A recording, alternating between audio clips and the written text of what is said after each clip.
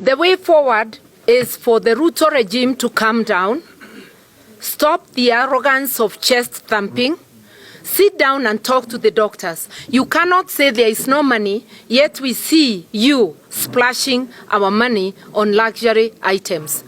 The tea alone taken at State House is enough to meet the doctors' demands. So let's get serious. We call out the Ruto regime for the callousness in handling or mishandling the doctors' strike, thereby causing untold suffering and loss of lives of citizens.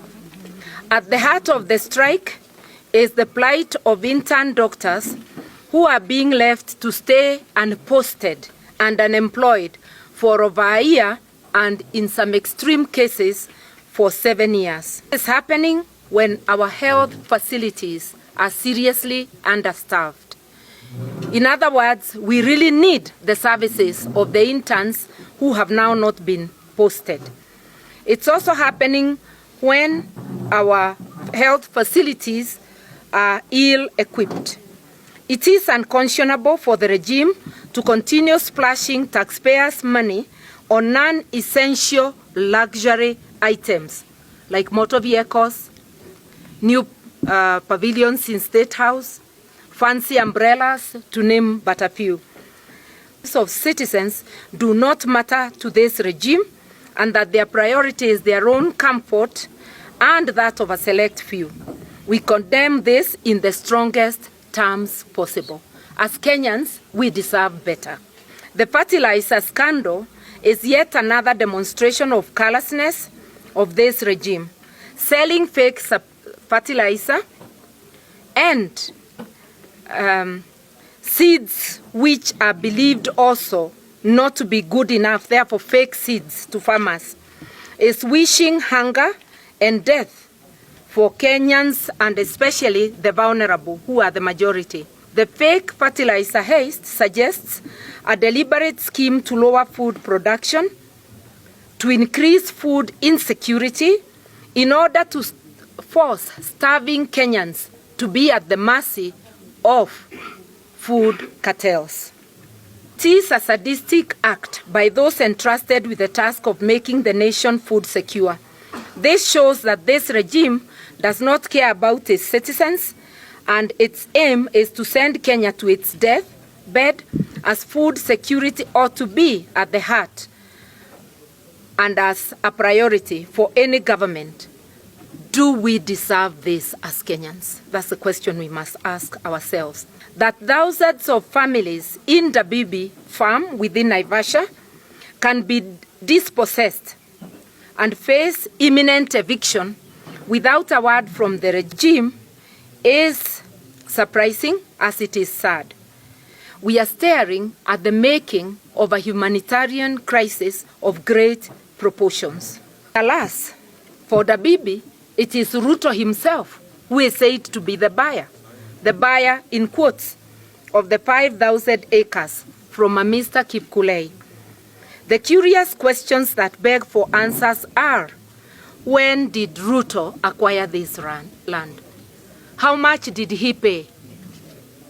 What was his source of money?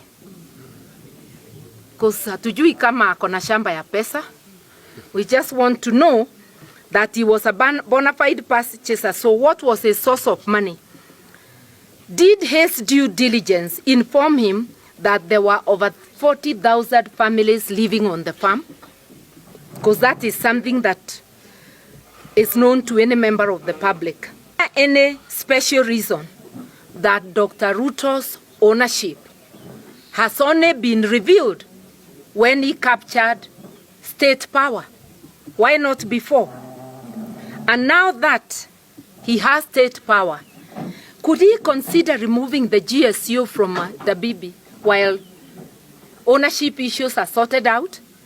Otherwise, it appears that there is high-handedness when the man sitting at the helm of the state is unleashing GSU on hapless citizens who are also waiving title deeds. He tells us he has title, but so do the people living in Dabibi. How will it be arbitrated when he is using state power to drive these people away and to make them fear. The Dabibi issue, we are hot on the heels because these are Kenyans, these are Nakuru people that are being displaced. So we really welcome Her Excellency to take over the matter so that we arbitrate on that issue. About the cost of living, people are on their knees. That is the truth. And as Nakuru people, we are very, very unhappy. And we are calling out on this regime that we are not going to allow that one to happen. As has been well and ably articulated, we have the power to recall. We even don't think that the 5 years will come to an end. We really want to recall this government because it has oppressed the common mananchi. We are on the way in readiness for 2027 because in Kenya, we are not ready to play a second fiddle. We are playing the first 11, and we are going to present, as we have declared here in Naivasha, that we are going to have candidates at all levels, from president, governor, senators, women rep, MPs, and also MCAs. So be ready for us, other counties.